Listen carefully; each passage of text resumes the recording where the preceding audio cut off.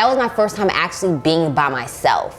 But I needed it. And I knew I needed it. Even during the time when God said, like, it's not about you.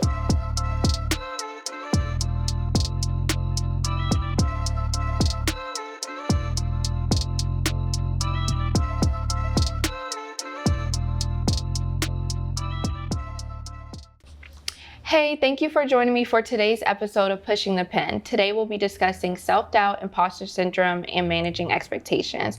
I'm so excited to be joined by my dear friend, Ya-Marie Sessay. We met back in high school, and she has since then gone on to become one of the youngest news reporters in the DMV area, reporting for DC News Now. So I'm so excited to have you. How are you? Wait, let me get your wrong. Okay, so I'm so excited to get into this conversation. I'm excited to be here, to be honest. Yes. Let's get into it. Yeah. So you now report for DC News Now. Of course, that's not where you started. No. So tell me a little bit about your journey thus far. So from you going to Hampton University, and then you ended up going to University of Maryland after, and then you ended up in Michigan. So like, I need to know how you got there. Okay, so I graduated from Hampton University in 2018, and I got my bachelor's in broadcast journalism. I felt as though Hampton didn't truly prepare me for the career in terms of entering the news world. So I decided to go home. I think I took a year off at first, and I was working for my mom during the time, and then I decided to pursue my master's degree.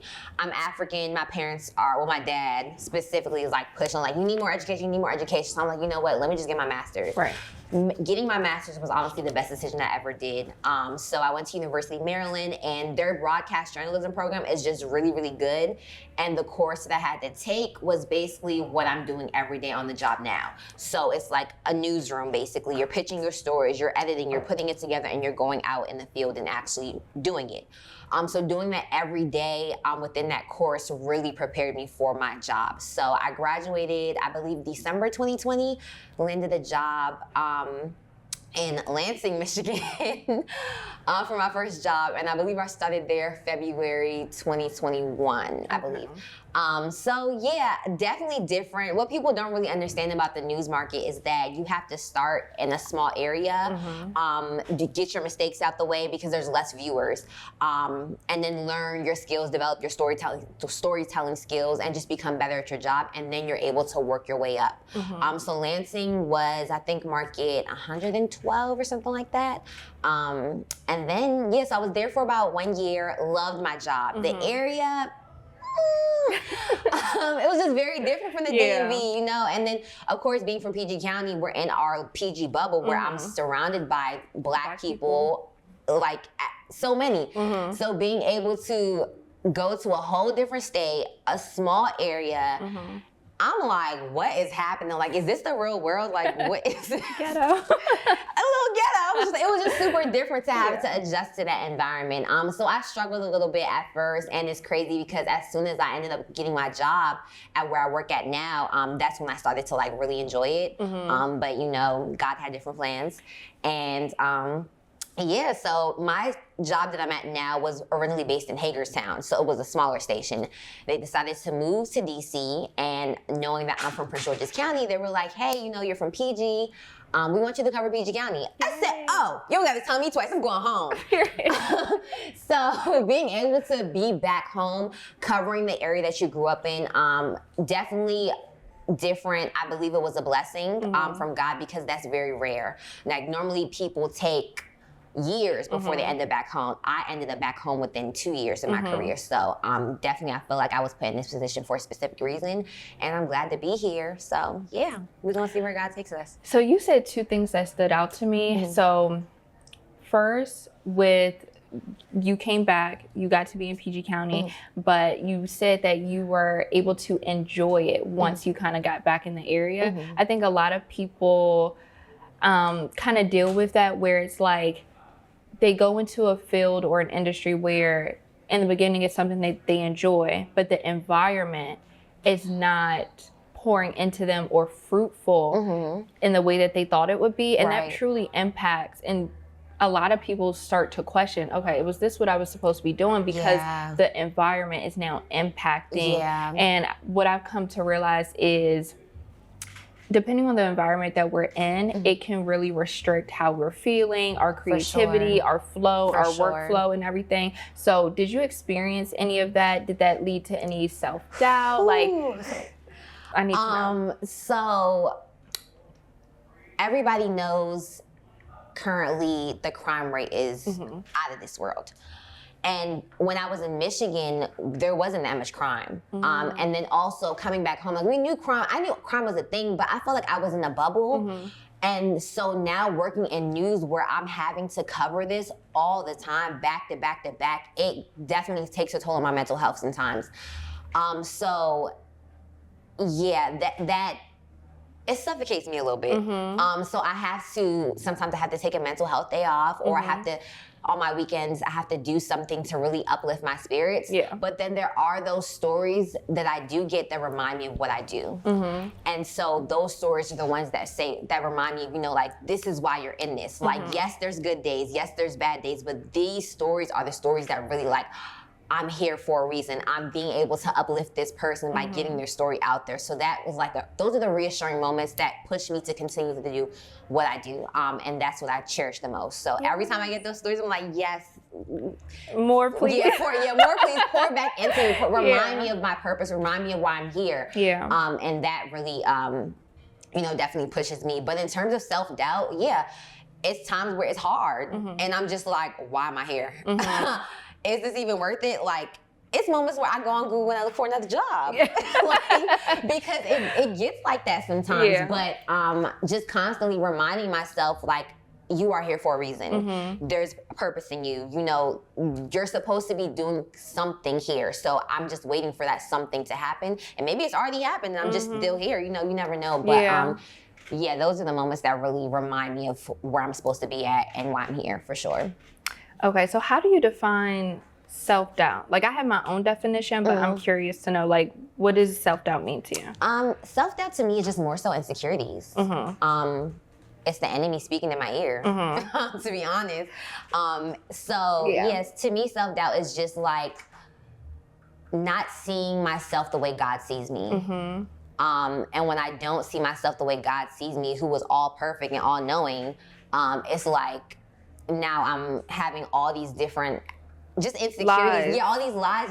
Just basically being told in my ear, or I'm believing for myself or whatever. So that's what self-doubt is to me. It's just not seeing myself the way God sees me. And I'm not really in my full potential or seeing the value that I should be in.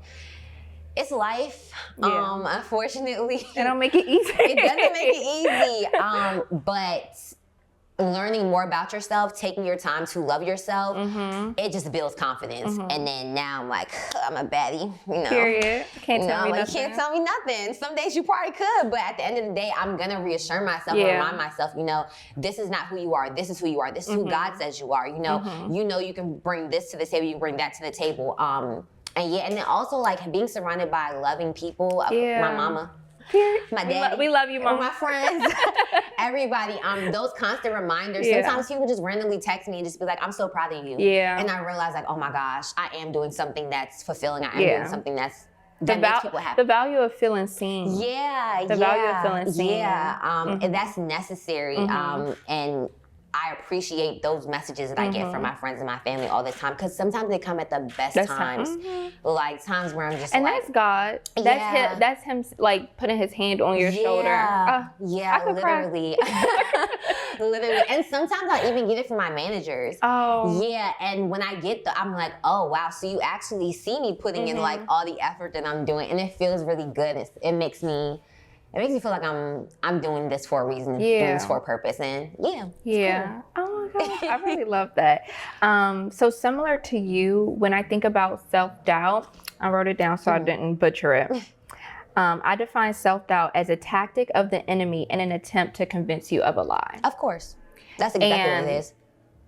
And his tactic is so malicious. Like, why would you even try to do that to me? You know what I mean? But that's his job. Like, he's going to And why does he be staying on business? But I'm not about to get into you gotta think, that's all he has to do. Yes, literally. Literally. And his purpose is to drive people away from their faith. So, you know, he's gonna use every tactic. You gotta think, the enemy has been around for centuries, you know, since the beginning of time. So he knows how humans operate. So it's so easy. It's probably easy on his end, but, you know, diving down into your faith and reminding, you know, just being in tune with God a little bit more, like it sets a different tone. So you're able to identify God's voice and the enemy's voice.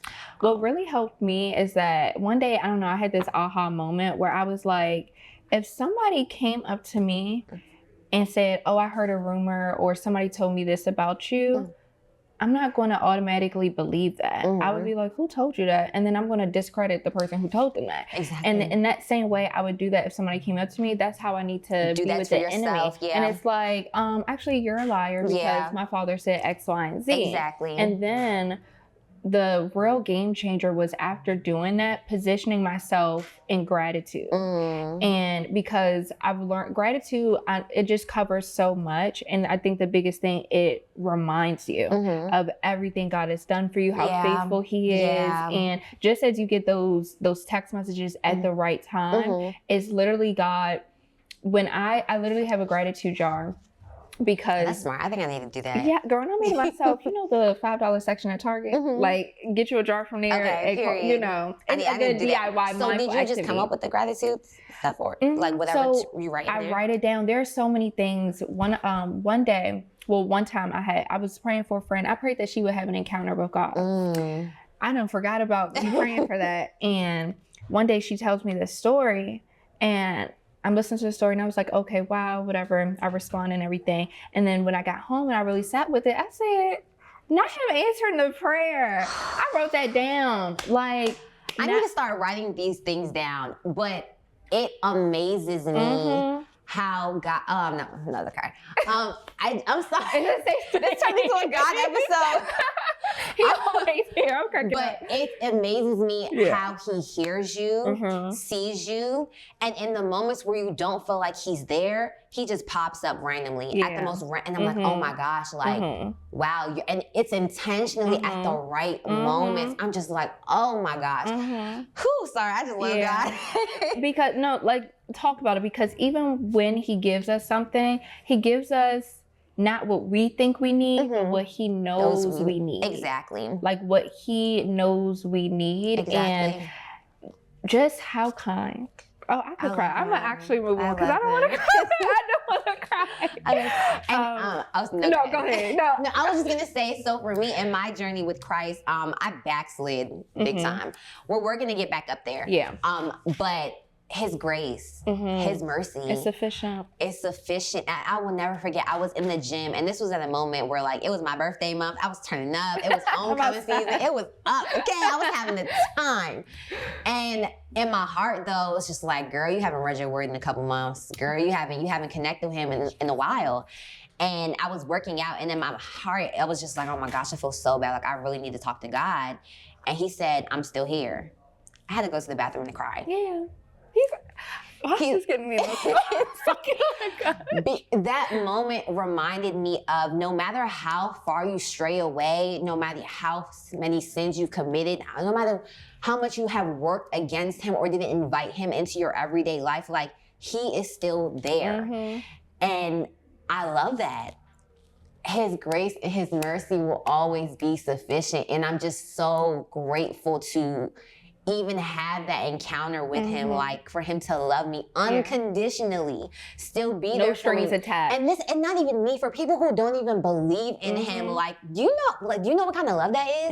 How much, like, that grace, that, oh my gosh. Whew, sorry.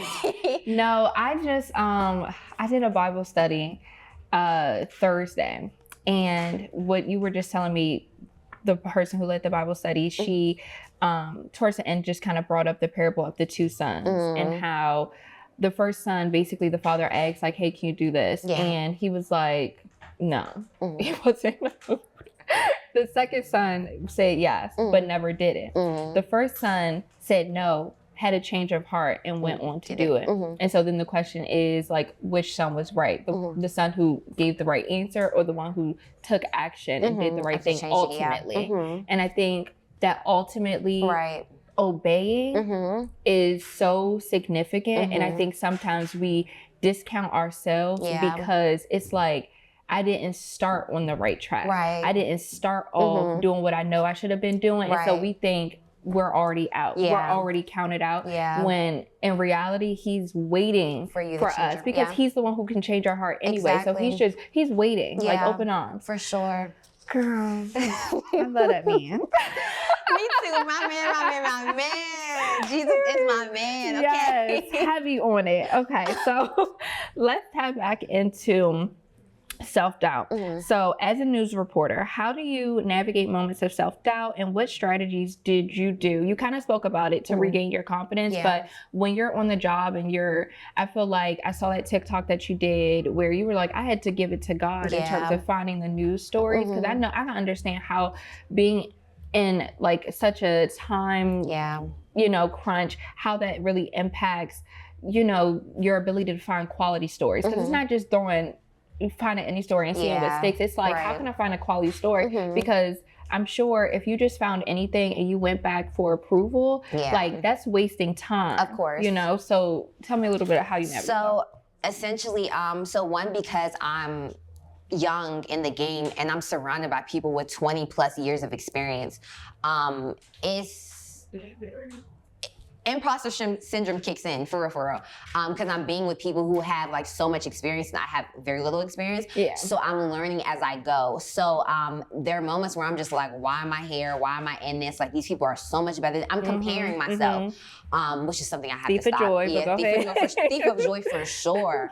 But essentially, in those moments, I look at them as learning experiences. So for example, if I'm at a press conference, I'm surrounded by people, like I mentioned, that are like 20 plus years in this news industry, like they got it down packed. I'm listening to what are they asking, what are they seeing, what are they doing differently that I can pick up on, that I can learn to develop my skills. And that's where I kind of shifting my perspective in those rooms, just being grateful that I'm there and that I can pick these things up and learn on them, so that next time I'm in these environments or I am doing a particular story around that topic, that boom, I know what to do. So I try to keep those as learning experiences. But in terms of like the day-to-day stories, it's hard. It's hard. But I reached a point where I was able to just give it to God. It used to be bad where like I didn't want to go to work because if I didn't have a story idea. And it's like, girl, like that's your job. But it's like my anxiety used to be through the roof. Cause I'm like, oh my gosh, I got a story idea. What am I gonna do today? How it's like if I don't show up, I don't gotta worry about it. I don't gotta worry about it. I can just relax. But no, like I have to go to work, girl. I need money.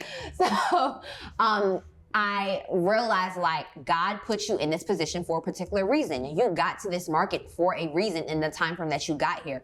So I was just like, God, if you put me here, figure it out. Help me figure it out. Like there's no way that you put me here for no reason and you're just gonna leave me stranded. So I reached a point where I just gave my anxiety to God and I just said, hey God, I don't have a story idea right now, but just let your will be done today. I'm giving my day to you. So you just let your will be done. Take full control. Help me find the right person to interview and just let it all work out. And it does every single time. And even in the moments where my anxiety starts to kick in again, I remind myself, has there been a day that you've gone without a story? No, not at all. Every day I end up with a story. And it's moments where the majority of the day, I probably don't even have a story. This happened last week. I had the story ideas that I pitched, they were like, no. You need to find something else. I said, okay, cool. I prayed about it. I gave it to God. I don't even know what story I ended up doing, but I went from no story to being the top story of the night. Come on. And this happened. You see what? So it's like, and it may, from people who don't really understand news, it may not be that serious, but to me, it's like when you go from not having any story at all, and then you end up getting a story, and it's not just any story, it's the top story of the night.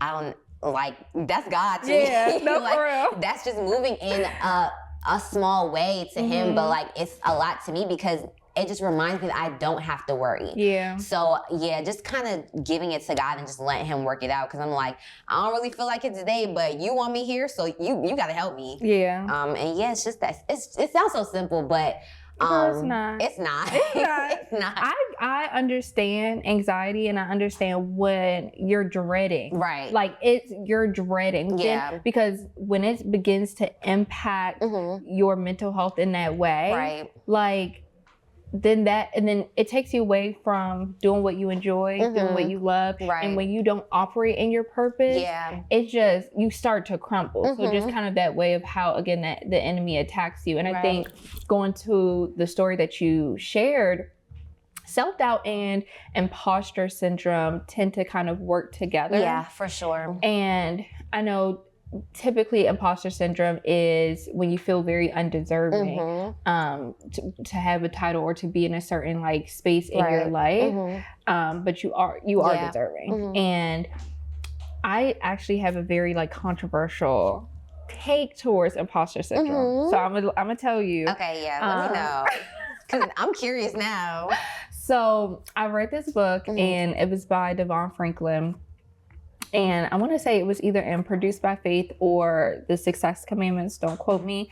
But in the book, he talked a little bit about imposter syndrome. And from what I recall, what I gather, sometimes we can lean on imposter syndrome to not acknowledge that we have a gap. And that gap simply being that there is a skill that we can learn, that there is something that we can do to make us feel more secure in this. That's true. And what I heard in the story was you say you shifted your perspective to learn in that moment. And so I think that's key. Yeah, like for when sure. you're feeling imposter syndrome, it's not just speaking affirmations over yourself, but recognizing, let me learn here. Let me grow here. Like, and you can go back and say, you know, and I think too, like people, I consider myself like a student, a lifelong learner. Like that's where I want to be. One of my first jobs really taught me you can learn from anyone. Right. And I feel like that's been such a resource to me as I've pivoted and navigated so many different things.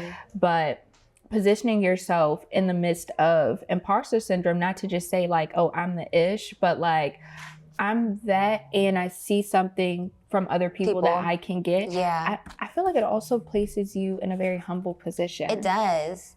Yeah. Imposter syndrome is good and bad because like you said, I feel as though I'm not deserving, so I'm more calm, I'm more humble about the situation. But at the end of the day, in my perspective, you are there for a particular reason. So take that opportunity. Yeah. You need to be learning, you need to be developing, you need to be getting better at whatever it is. So one, you're overcoming that imposter syndrome, but also like you're taking away something as well. Like so just dwelling in it, just like, okay, I don't deserve to be here, blah, blah, blah. Okay, well, you're here, now what? Yeah. What you gonna do about it? Yeah. Step your game up. Yeah. Like what are you taking away from the people that are surrounding And you? don't think that you can't be the teacher. Exactly. That's so true. Yeah. That's so true. Yeah. Like, again, like you can learn from anyone. And when you look at people with titles and assume that you can only get from them and you can't give. Yeah. Like, and that's just across the board with anything. Like you have something to give because every individual's experience is so unique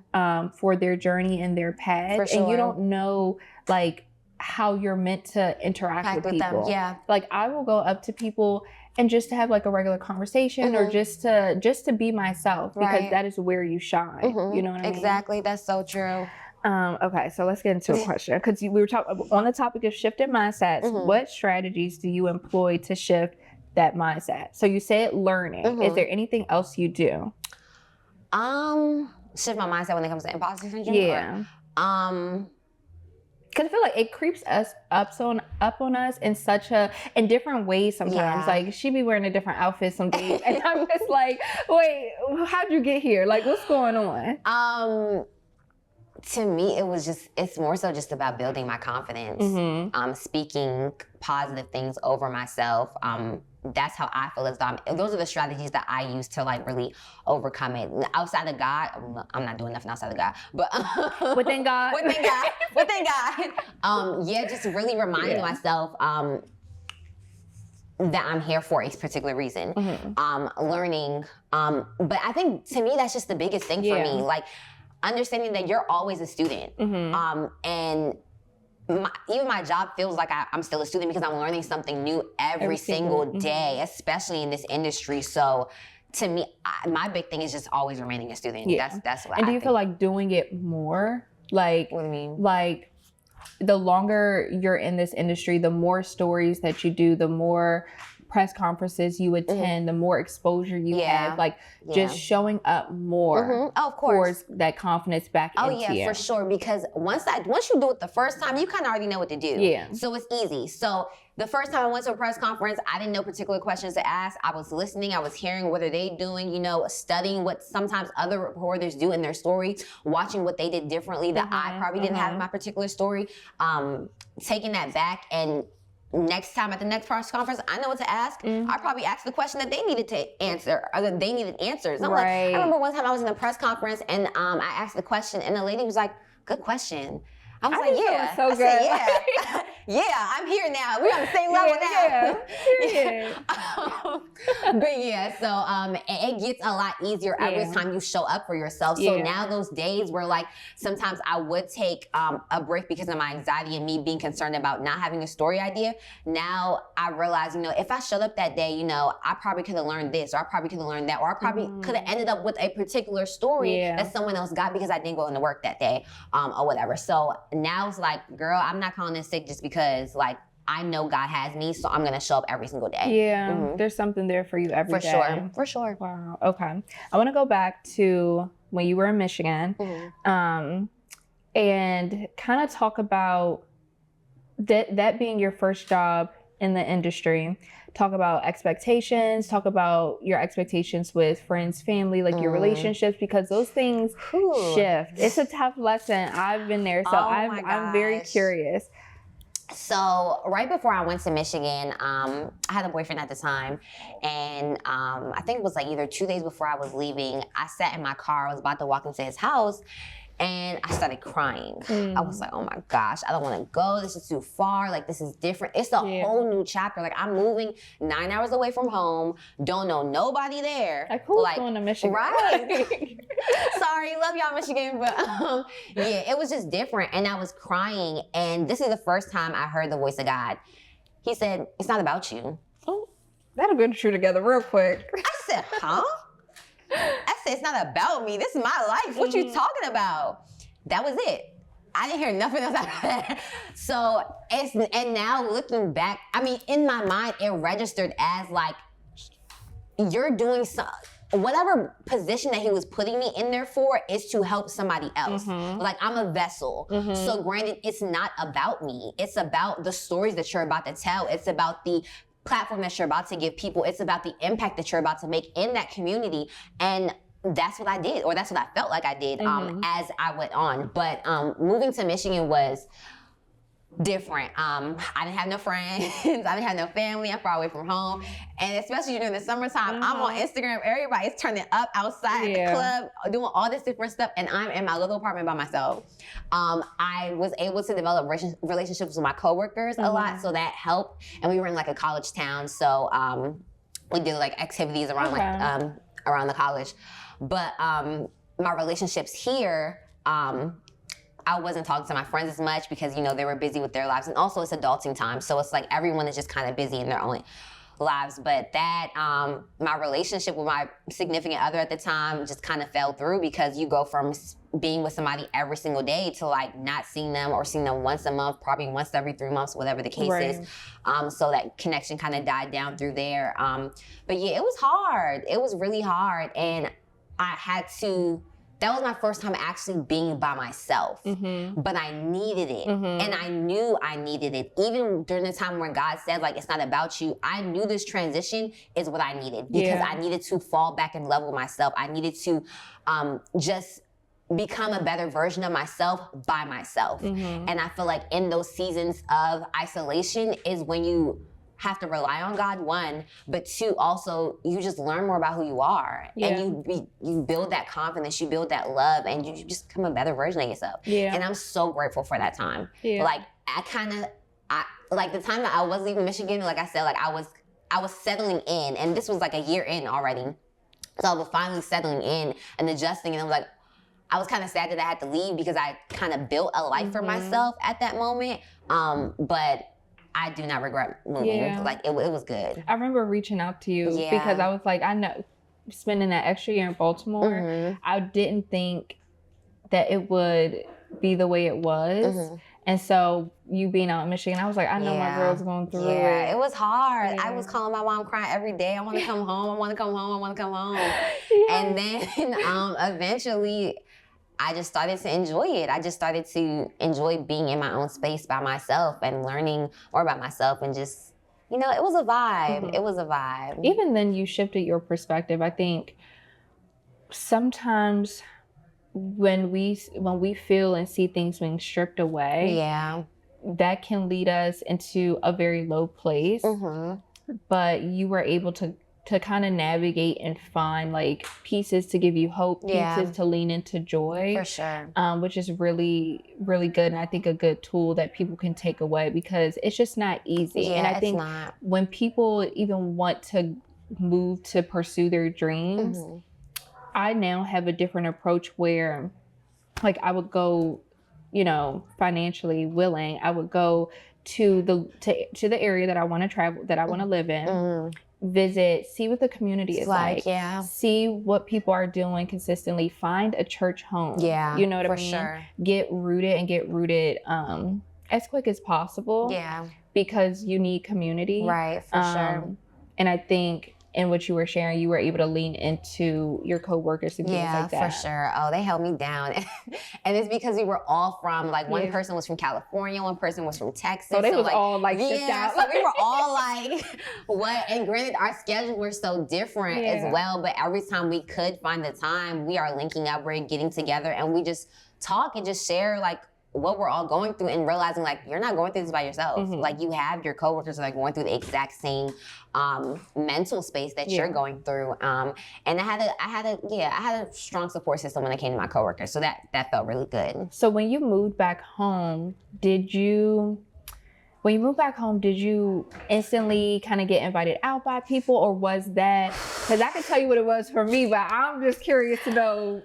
I came home, I was like, Mommy, I ain't got no friends. Cause that is real, and I don't think people get that. Like, they don't. It's like, oh, y'all really forgot about me. Literally. But here's the thing: when I was out in Baltimore the extra year, I felt like, oh, y'all was inviting me out when I was out, when I was like an hour away. When, you know, I was in hospitality, so I'm working all the time. So I was definitely on D&D and just unavailable. But girl, I thought when I moved back, like, we're outside, and we was definitely inside. That's exactly what would happen. And I'm seeing my friends living their life outside, and I'm like, damn, without me. I was so hurt. I cried. I'm not gonna hold you. I cried. Yes. I'm like, I'm back home now. We supposed to be turning up. Y'all outside without me, but it's not registering to them that I'm back home. Like, they still have to adjust to that. And especially when I first came home, I was in Hagerstown area, and then I maneuvered to back to PG. So I was coming home like every weekend, but like I just was going out. But then I just realized, like, okay, you need to hang out with them too. Like, they may not invite you all the time, because it goes both ways. So I would just make sure I'm inviting them if I go out, or be like, girl, you want to hang out? You want to go to this place? You want to go to that place? And then that summer I had a ball. I had a time. I was outside. Okay. Y'all know I'm here. I'm back. Like, let's get to it. You know, like, it takes two. And granted, you know, they're adulting as well. Like, they're trying to figure like their life out as well. So, you know, if you really want to be around particular people, or that friend group, make the effort as well. I wasn't making the effort, and it hit me, and it's like, girl, ask them too. So I did, and then we were back. Like, I never left. Come on now. No, I feel that my mom became my friend. My mom became my friend too. My mom became my friend, and then COVID didn't help, of course. And so even like when we got out of that quarantine period and people started to go outside again, it was just like, oh, okay, Mom, we could go to the movies. Like, okay, we could do this. And it's almost, I think everybody went through this period where they kind of had to figure out how to like socialize again and interact with people. And I think also, like, I'm open to meeting new people, you know? And I think that's something that it taught me, where like, I've never had a big group of friends, you know, that it's always been one or two or few, or like the same people. And I think just opening yourself to not too many people, but opening up yourself to like a new person every now and then, it does so good because that new person comes with new experiences, new perspectives, new insight, new, you know, give me some advice I ain't hear before. I'm circling the drain. Like, you know, for sure. So I think that's such a beautiful thing. I actually want to talk about the time I got to see you in action at the Prince George's Film Festival. Yes. I was hoping that I was going to run into you, and you like ran into me. I ran into you.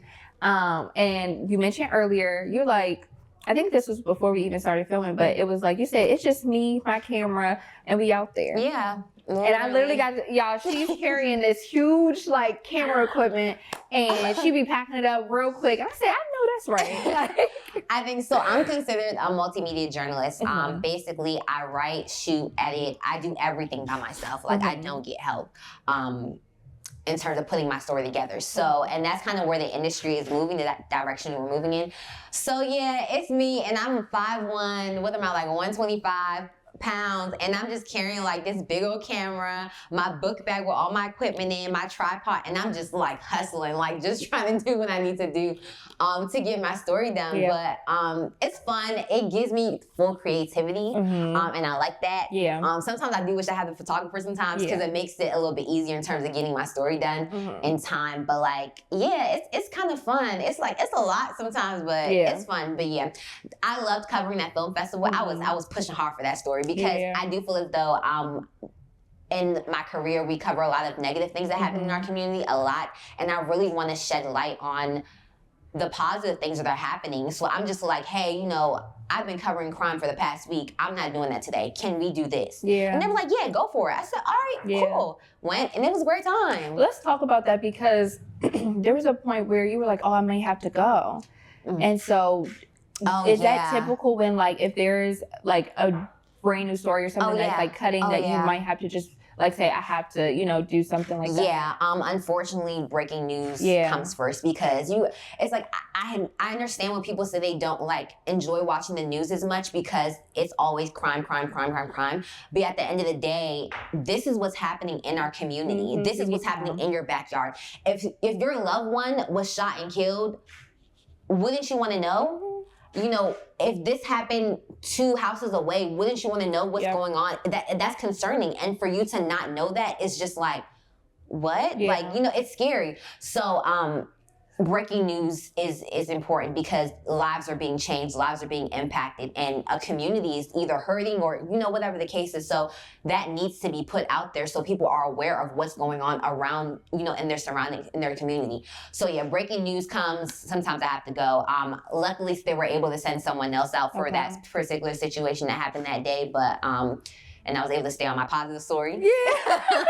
But on an average day, especially in PG County lately, I could be doing one story and 20 minutes later, I have to head over to breaking news. And if it's a really good story that I was working on before, I'm able to normally save it for the next day. If it's timely enough, or not, I give it to the weekend show and they can use that as well. But I definitely make sure I get whatever original story I was doing, I make sure I get that out there. Good.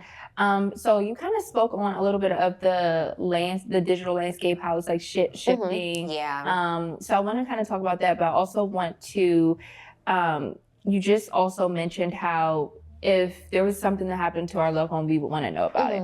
I feel like with the rise of TikTok in the last few years, the unfortunate incidents that are going on currently in the news and just around the world, Gen Z and millennials have definitely taken to social media and have leaned into the news a lot more. So if there was anything that you could tell someone to just kind of get them to watch it if they don't, what would you say? Get to watch the news? Yeah, to just kind of be in tune on what's going on, be informed. Yeah, I think you just need to know what's happening in the world.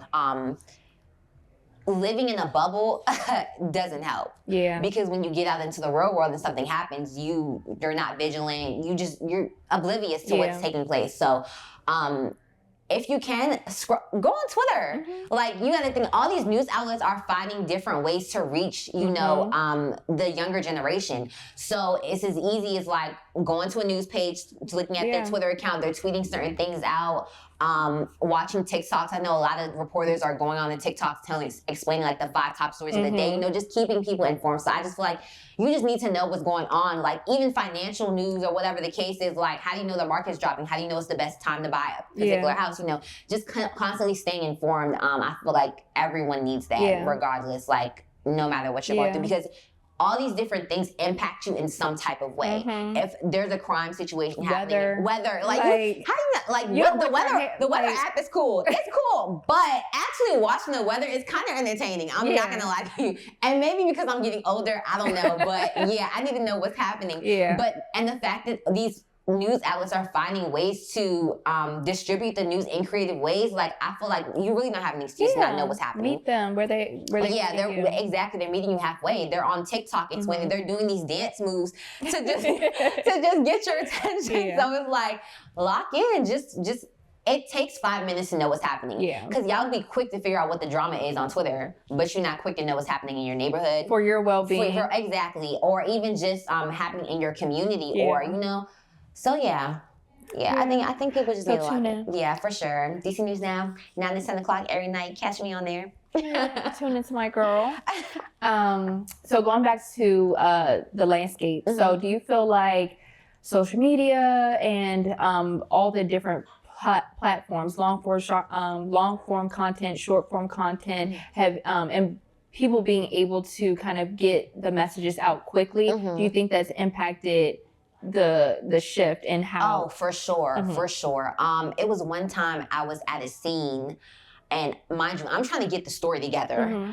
I didn't get in trouble, but I got talked to about not posting on Twitter. I'm like, I'm a one-man band. I'm trying to do all of these things at once. But you also got to understand people need to know what's happening.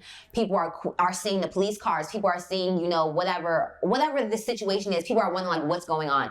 And I have to be able to put that information out there as quick as possible, the most accurate as possible. So I realized as soon as I get to these scenes or whatever story I'm covering, take a picture, tweet it out. Even if I don't have all the information, just giving people the basics of what's happening. You can circle back. Yeah, exactly. And people are scrolling on their timeline all the time as well. So it's like giving them as much information to figure out what's happening is definitely needed. So that definitely shifted. The way social media operates now has definitely shifted my job, because we're getting to a point where digital is first. So tweeting out the information, posting whatever's happening, and even after I finish my story, having to put it online to direct people to our news link or to be able to watch what's happening as well. And then also sometimes just sharing what story I'm doing for the day.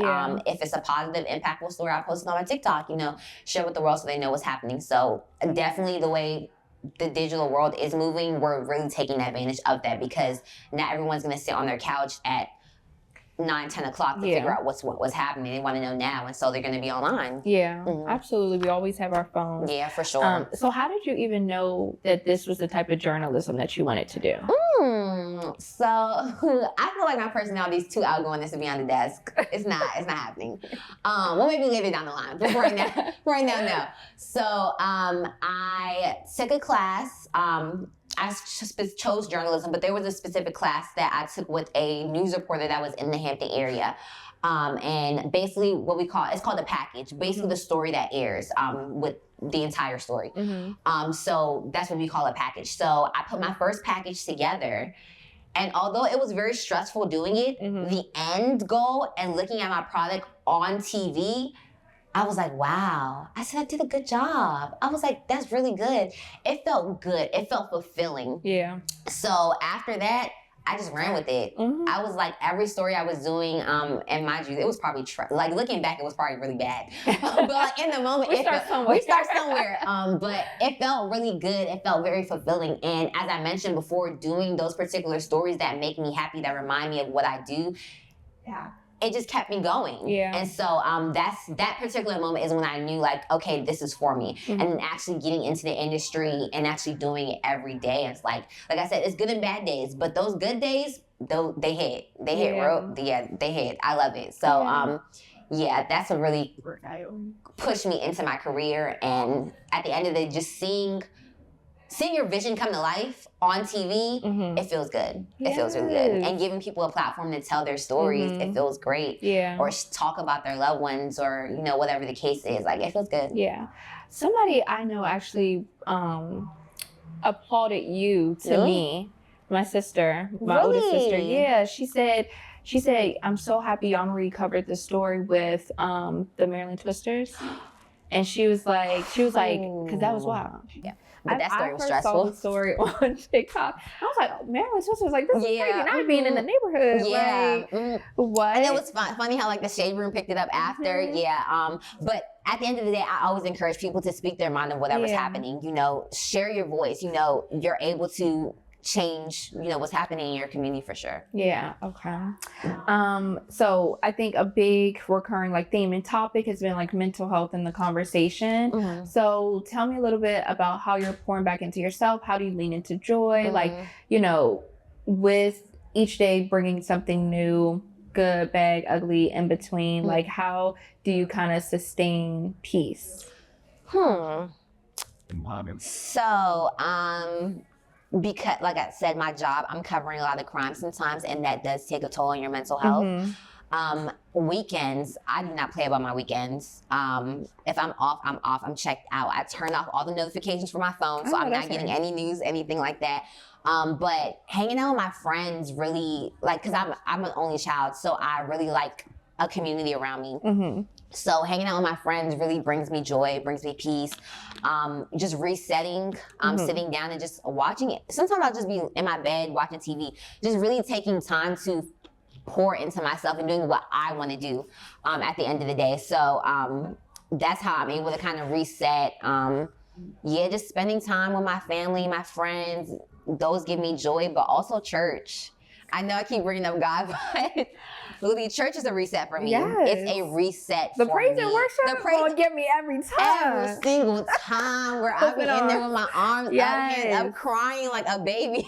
Like, but it's those are the things that I really do enjoy. Spending time with family, praising God, you know, being in church, and just having fun. Having fun. We'll go out, go get a couple. Sometimes you get a couple drinks. Have a good time. You know, we're in the club sometimes. You know, we're maneuvering from that. God is still working on me. But it does just really doing things that I really love and enjoy.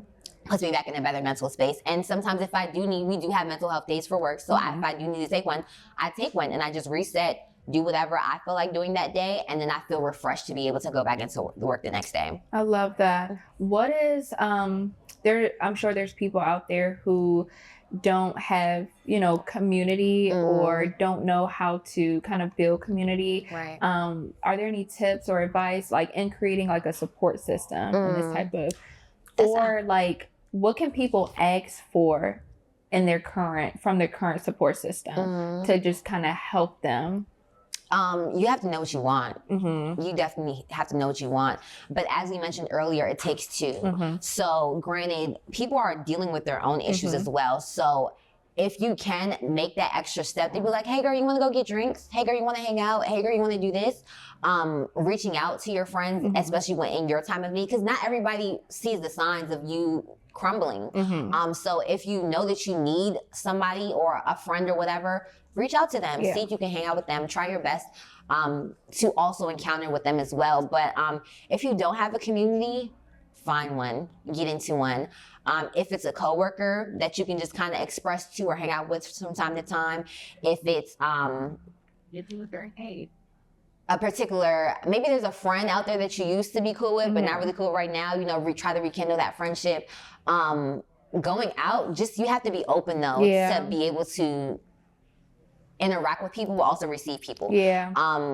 If there's a lot of community groups that host events and stuff like that, like just going there by yourself and building those friendships with certain people, like that's easy too, but you have to be willing to put yourself out there to be able to build that community as well. So absolutely, I agree with everything that you said, girl. It was a basic answer, but it was cool. But it's a reminder. It's a reminder because it wasn't until I got out, like Treasure, my friend over here, she could tell you, girl, I used to be flaky. Really? Yeah, and you did. You still are a little bit, but it's okay. It's okay. We are work in progress over here. I'm crying. lying. But it used to be really bad. And I used to like just, and I do want to point this out, I was led by my emotions. I was led by emotions. And if I didn't feel like sometimes it's like, you can protect yourself that way, or it's good to check in and be in tune, but don't let it run you. And you miss out on community, you miss out on opportunities. And at some point you can't get upset that you're not being included or invited if you're just not showing up. Right. You know, and it gets to a point where if I keep inviting you somewhere and you keep telling me no, I'm not about to invite you nowhere. Like, and you have to take a hard look at yourself. You know, and you know, I've done a good majority of that work, and I'm still working through it apparently. So, you know, fingers crossed. I'm cracking up. It's okay. But yeah, just to point that out, like, you know, kind of take a hard look in the mirror and just don't point the finger at other people first. And so I want to go on to kind of like get a glimpse into what you have in store for the future. Like, I want to take a quick rewind. So you used to have a YouTube show. I did. Good Vibes with Yaya. Yes. Oh my gosh, I loved it. I went to go find it too. You took it down? I don't know. I don't think so. Okay, maybe I wasn't typing it in right. I think I did. Okay. I think I did because I started putting my reporting stuff up there, and I didn't want people to get confused about the two. That makes sense. Yeah. It's still up there, but I think it's hidden. Yeah. So I just have to make it public. Okay. I missed the show. I know. I want to. I really did enjoy that show. But with my job, it's a little demanding, and it's going to be hard to balance out both. But I do want to bring it back. I'm not going to lie to you. I really do, because I cover so much negative stuff sometimes that I just want like a room to be fully creative and just speak positivity into people and give people the platform, like what we're doing now, to just be able to share their stories so people can take away certain tools outside of news. I don't want to say news is strict, but like news is news. And then a talk show or a podcast or whatever, you're just free to be like your complete self and talk about whatever you want to talk about. So I do want to bring it back. By God's grace, we're gonna bring it back. We're gonna see. We're gonna see, hopefully. But I really did love my talk show. It was cool. It was a lot of work though. It was during the pandemic or right after the pandemic, so everything was virtual. So I had to do everything via Zoom, editing, putting everything together. But I commend you though. Thank you. It's a lot. It is. It's a lot. It is. I do want to bring it back. I feel like I just have to find that uniqueness, because I feel like a lot of people have talk shows and podcasts now. So, but then again, maybe I am that unique touch. I was about to say, like, girl, you really, again, just going back, like you've always been like a light. You know what I mean? I'm actually about to cry. Don't say Don't. I'm sorry. I will. No, you have. That like, touched my heart I literally remember when we met. We were, and I remember us being on the cheerleading team. And you know, we've all, like, even in our friendship, we've had ups and downs. And you've always just been such a real, honest, genuine person. Like, you my girl. You my girl. That's all I'm gonna say. That's all I'm gonna say. Oh my gosh, so is there anything that you're looking forward to? I'm looking forward to God just taking control. Come on. Get in the driver's seat, Lou. Yeah, like I'm just a passenger princess. Like, God, just drive, take the wheel, okay? But yeah, I don't know.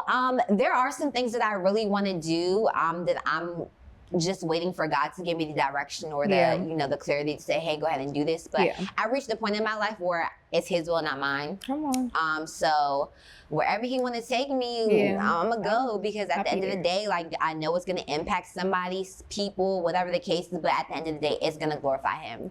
And we just on this journey together to letting go of the flesh, moving more in the spirit, and just doing His will. But I don't know what's in store for me entirely in the future, in terms of where I'm at right now in my career, but I'm open to it. I'm down for the ride, and we're gonna change some lives though, for sure.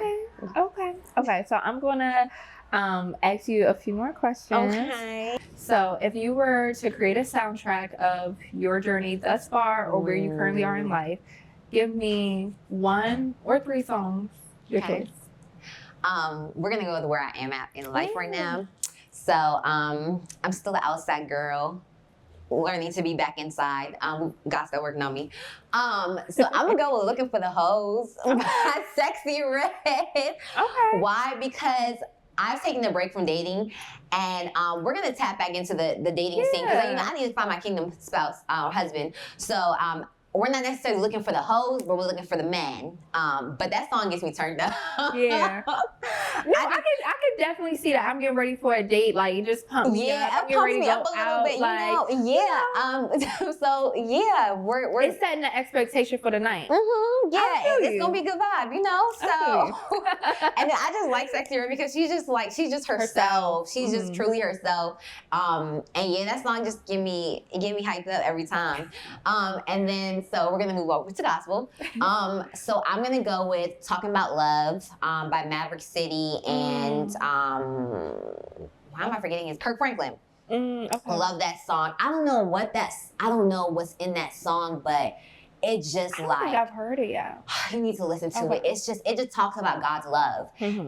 It's patient, it's kind. Like, it's just, oh my gosh, I love God.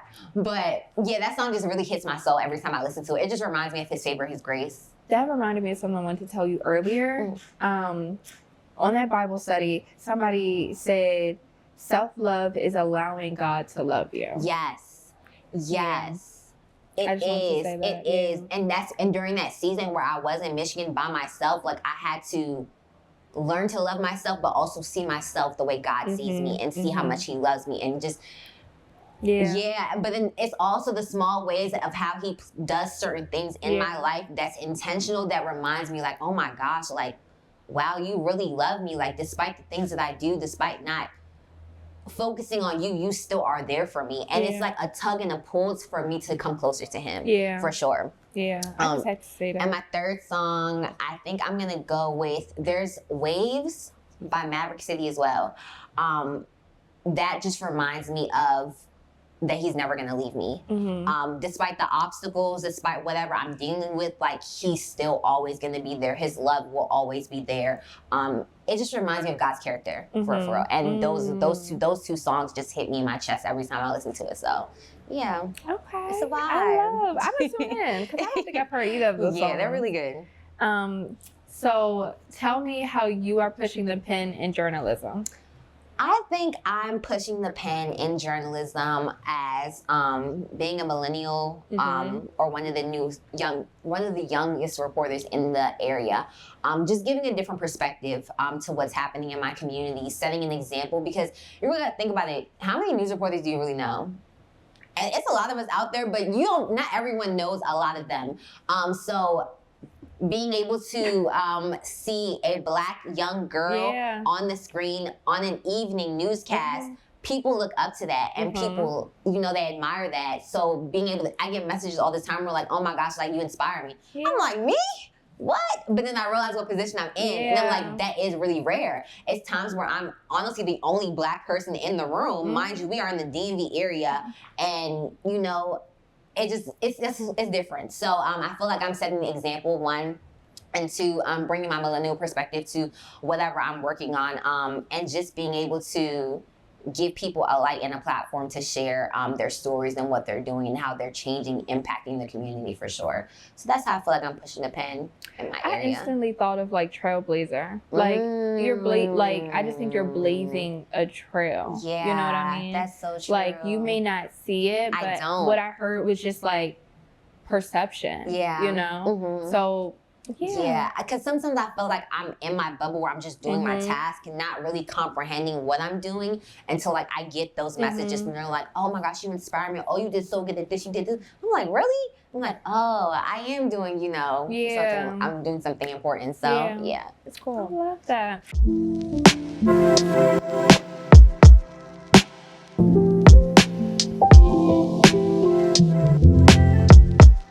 So we're going to move on to a segment called Passing the Pen, where we answer viewer questions.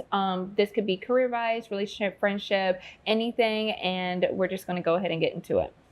So this person wrote in, I've been in my field for about 3 years now. I've had so many ups and downs with trial and error and always wish I had a blueprint.